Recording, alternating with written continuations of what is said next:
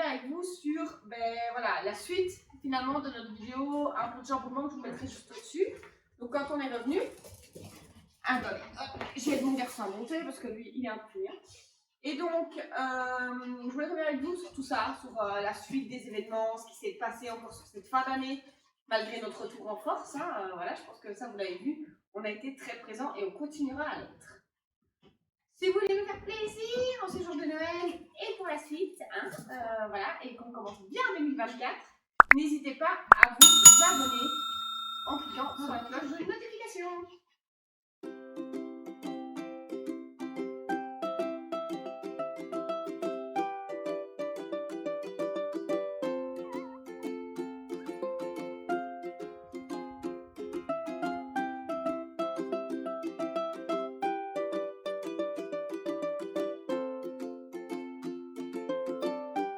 Alors aujourd'hui, la première chose à laquelle j'aimerais revenir, c'est par rapport à mon épaule gauche et mes blessures. Donc,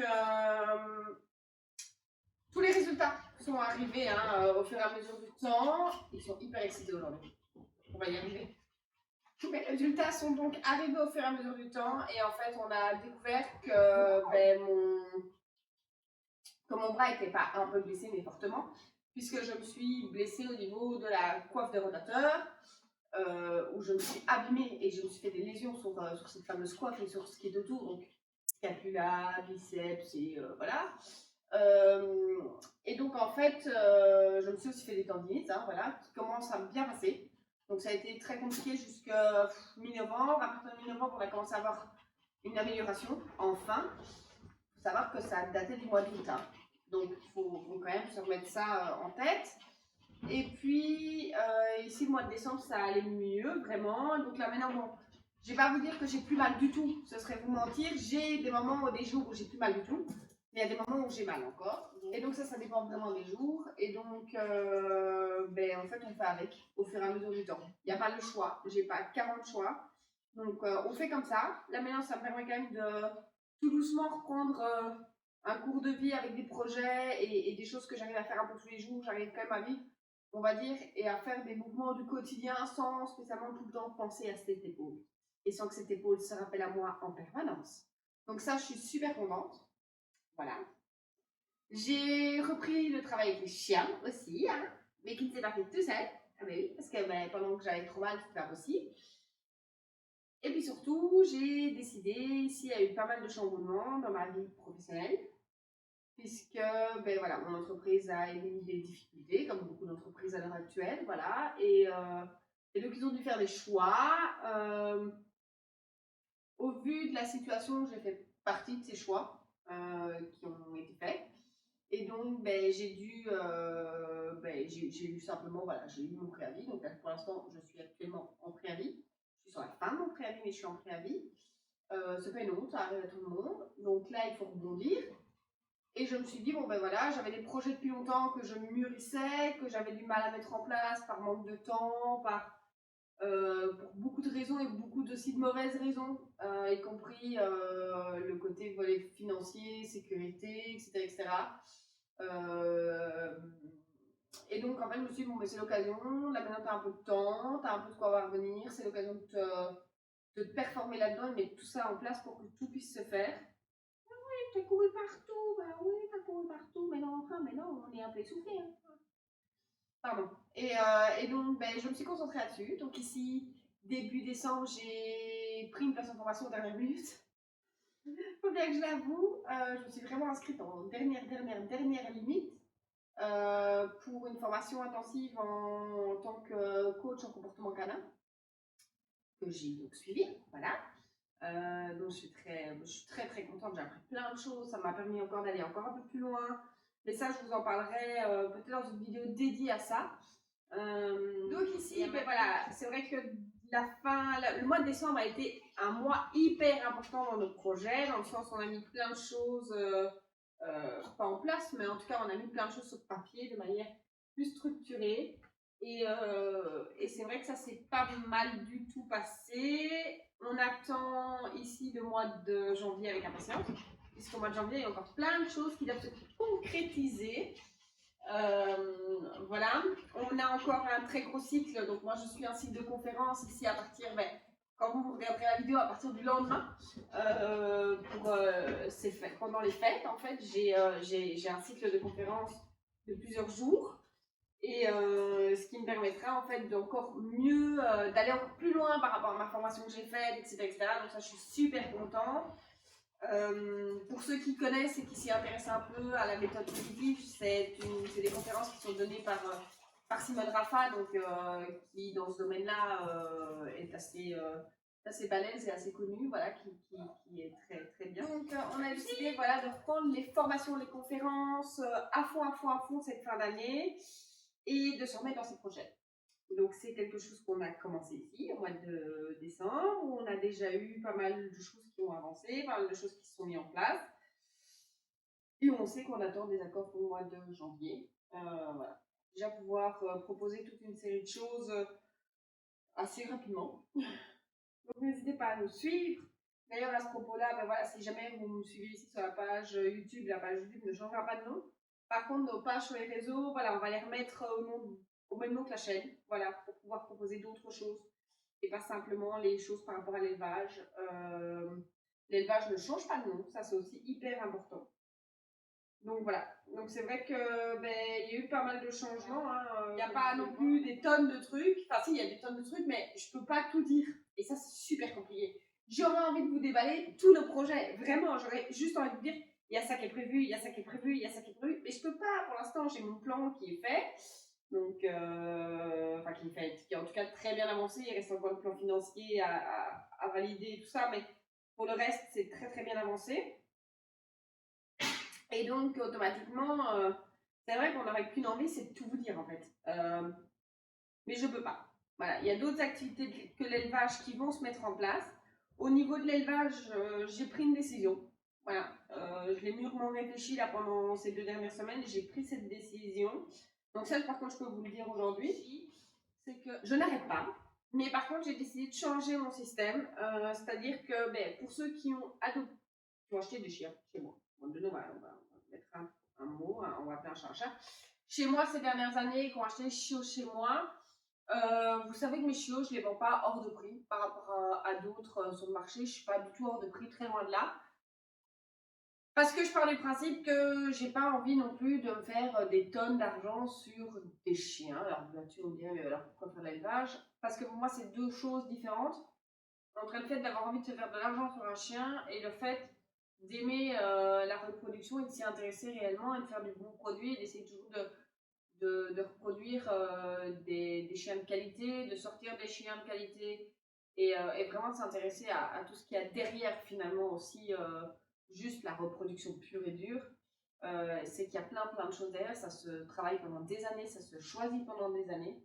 Et donc c'était un peu ça pour moi le pourquoi j'ai pas envie d'arrêter l'élevage en tant que tel. Mais par contre, oui, j'avais pas envie de mettre mes chiots très chers. Mais malheureusement, c'est compliqué d'en vivre et c'est encore plus compliqué même d'être simplement réellement rentable.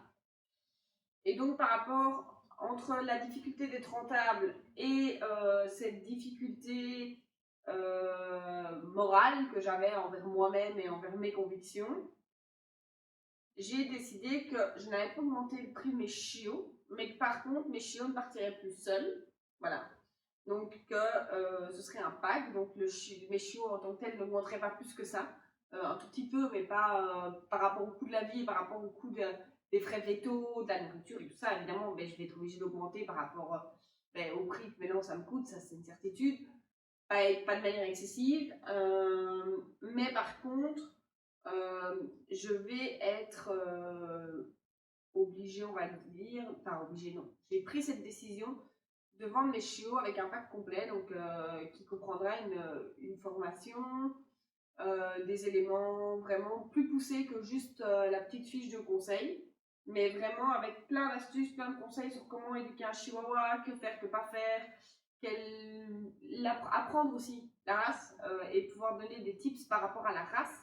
Parce que je me rends compte que souvent, c'est des gens qui ont rêvé de chihuahua, mais qui n'en ont jamais eu, qui ne connaissent pas, ou des fois des gens qui en ont un, et qui pensent connaître et qui ne connaissent pas. Le problème, c'est que moi, au niveau... Elle m'écoute, ma chérie. Au niveau des tempéraments, au niveau des tempéraments que j'ai moi en chien et que je fais reproduire, j'ai pas des tempéraments calmes, j'ai des tempéraments de chihuahua pas du tout effacés. Alors pas trop aboyeur, pas trop chiant à ce niveau-là, parce que dépenser correctement, et je trouve que c'est important aussi de bien remettre ça en avant, et donc j'ai décidé effectivement que mes chiots ne partiraient plus seuls, ou alors quand je dis seul, on avait cette fiche conseil obligatoire de toute manière, et moi je trouvais ça utile. Mais finalement, je me rends compte que depuis maintenant plusieurs années, je vends mes chiens avec des conseils, avec toute une série de choses, et je ne valorise pas tout le travail que je mets dedans, et je ne valorise pas mon expérience que je partage aux gens. Et c'est un peu bête parce que finalement, je préfère valoriser sur mon expérience, sur mes conseils, sur mon vécu, on va dire, et ce partage que je peux faire, que sur le chiot. Chacun son choix, on est bien clair et précis, mais effectivement, je préfère effectivement m'en sortir en disant, mais voilà, je fais un package et je mets tout ensemble. Mais donc, donc il y aura cette formation-là, ça c'est sûr. Et ça, c'est un choix que moi j'ai fait. Donc ça va être aussi un gros boulot d'ici. Alors c'est la deuxième partie parce que j'ai d'autres choses plus urgentes au planning. Voilà, mais on va dire qu'en seconde partie de premier trimestre, il y a ça, il y a l'élaboration de cette formation-là qui sera vendue donc avec le chiot. Ce sera un pack, tout simplement. Comme ça, au moins, vous savez si par la suite ça peut vous intéresser. Je vendrai peut-être effectivement la partie formation seule par après. Ça, c'est à voir un petit peu par la suite. Plutôt. Et puis, voilà, on a plein d'autres projets. Je vous l'avais dit que j'aimerais aussi beaucoup partager par rapport à la Canirando et tout ça. Donc ça, il y a aussi des projets qui arrivent par rapport à ça. Que ce soit sous type effectivement peut-être de stage, de formation, de livres, enfin voilà, on est occupé un peu à regarder sous quel format mettre tout ça, on ne sait pas encore trop bien. Il y a plein de choses qui arrivent à ce niveau. Enfin, il y a en tout cas un gros projet par rapport à la Canirando qui est en cours d'élaboration, qui sera peut-être pas pour 2024, ou en tout cas l'élaboration, je pense, se fera en 2024, mais la mise en pratique, ce sera monnaie pour 2025. Parce que je pense pas qu'on sera prêt pour pouvoir vous fournir quelque chose cette année. Voilà. Ou en tout cas, enfin voilà, ça à réfléchir, ça à voir un peu. Parce qu'il y a déjà tellement de choses au planning qu'à un moment donné, je pense qu'il faut que je me concentre sur chose après chose, parce que tout faire, je ne pourrais pas tout faire en même temps. Ensuite, voilà, on a le gros projet qui sera, lui, qu'on vous développera, je pense surtout au premier trimestre. Voilà, ça, on vous développera. Il y a plein de choses qui arrivent, qui là sont décidées, qui seront faites. Mais ça, j'attends les derniers accords, j'attends les dernières choses, et vous aurez de mes nouvelles sur le premier trimestre 2024. Oui, et donc la dernière chose, où je vous ai dit, on a des projets par rapport à ça, mais qui sont là plus professionnels, enfin, qui sont professionnels si on veut. Il y a aussi la reprise tout simplement de la Canirando, hein, parce que comme vous savez, suite à ma blessure, je me suis complètement arrêtée, je ne pouvais pas reprendre. J'ai décidé que j'allais tout doucement reprendre, mais que j'allais vous refilmer la reprise, puisque je vais reprendre avec mademoiselle Capucine, qui est devenue obèse, il n'y a pas d'autre mot. On lui en veut pas, hein, donc si jamais sur notre chaîne vous allez trouver, on a fait un témoignage sur ce qu'a eu Capu, puisque Capu a eu un pliomètre et une maîtrise, mais un pliomètre, et donc suite à ça, elle a pris un peu de poids, puisqu'elle a perdu ses bébés, mais qu'elle était déjà gestante, et donc elle avait déjà pris du poids. Et au moment de l'infection, il était hors de question de me la mettre au régime. C'était pas possible du tout. Donc là, on a décidé de commencer tout doucement à diminuer un petit peu les rations et d'adapter un peu ces rations pour qu'elle récupère. Voilà. Et donc à ce niveau-là, là, on va la remettre un peu en route aussi. Et je vais en profiter pour qu'on se remette en route toutes les deux aussi pendant le premier trimestre. Donc vous voyez, pour mon premier trimestre, j'ai déjà pas mal de choses puisque j'ai la fin de mon plan à faire pour ce qu'on a envie de lancer ici prochainement. On a donc la formation, enfin la partie formation et en tout cas, oui, on va appeler ça formation parce que je pense que c'est le terme qui correspond le mieux. Par rapport à l'élevage, enfin au chiot plutôt, puisque c'est pas une formation d'élevage que je vais proposer, hein. C'est une formation réellement sur les chihuahuas, comment les éduquer, que faire avec, enfin voilà, socialisation, etc., etc., les méthodes d'apprentissage, qu'est-ce qui fonctionne le mieux avec ce type de chien, enfin voilà. C'est vraiment ça qui va être mis en place sous forme de, voilà, de formation. Voilà. La reprise de la canière en dos, doucement mais sûrement, qu'on va sûrement reprendre aussi sur le premier trimestre, enfin que j'aimerais bien pouvoir reprendre. Alors pas début janvier, hein, j'en suis bien consciente, le premier trimestre c'est 3 mois. Donc mais voilà, avant mars j'aimerais bien pouvoir faire ma remise en route. Et puis ben, avec tout ça, on a encore plein de choses qui arrivent parce que mars veut dire arrivée des nouvelles saisons, donc saison de concours. Et cette année, il faut vraiment qu'on commence à se bouger. Et puis ben, concours veut dire aussi promo, marketing, etc. etc. Donc automatiquement par ce qu'on va aussi vous présenter au premier trimestre, ben, il sera intéressant pour nous de commencer à s'y pointer. Donc il va falloir qu'on fasse le planning de l'année 2024 qui n'est pas encore fait parce qu'on n'a pas encore. Mais honnêtement, on a vraiment hâte de s'y remettre et de profiter de tout ça. Et moi, je vous souhaite encore une fois un très très joyeux Noël. D'avance, un très bon réveillon de Nouvel An. Et la semaine prochaine, justement, parlant de Nouvel An, on se retrouve. Vous allez me dire, mais c'est un peu tard, on a déjà changé de vidéo. Ah, mais je pourrais pas parce que j'ai besoin d'attendre la semaine prochaine pour avoir de quoi filmer du contenu. Puisque je n'ai jamais filmé mes animaux dans ces cas-là. Et je trouve que ça pourrait être intéressant.